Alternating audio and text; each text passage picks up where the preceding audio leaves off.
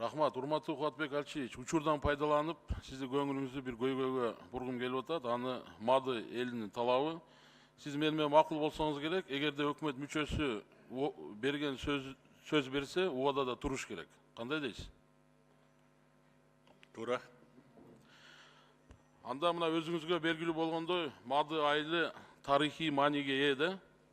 Бул жерде Курманжан татканын ордосу болгон, Кубатбек Алчиевич. Таза булак чыккан өлкөдөгү ыйык жерлердин бири да.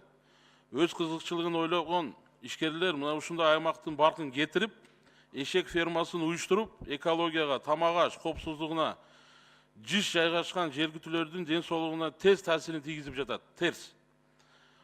Ачык жерге таштаган эшектердин өлүгүнө жана тоо болуп үйүлгөн кыктарга сасык жыттар, ага чогулган ар түрдүү жугуштуу ооруларды пайда кылуучу чымындар, төрөт үйү, оорукана, мектеп, бала бакча, базар жана башка мекемелерди каптап элдин тынчын кетирүүдө, Кубатбек Алчиевич.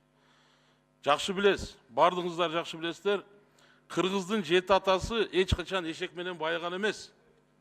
Мына Кара Суу районунун Мады айылынын тургундары өкмөткө өтө нааразы. 2018 жылдын жай айында мен ушул маселени көтөргөм.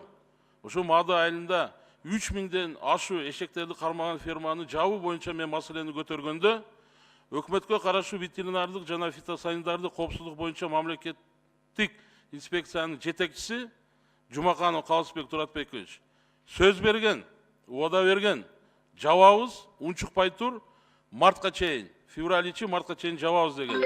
Бирок ферманы жабуунун ордуна Оштун жанында жайгашкан башка эшек ферманы алып келип үстүнө кошуп коюп атат. Ашурек Мойдунович, айылдын тургундары өтө мындай жинденип турат да, Ашурек Мойдунович.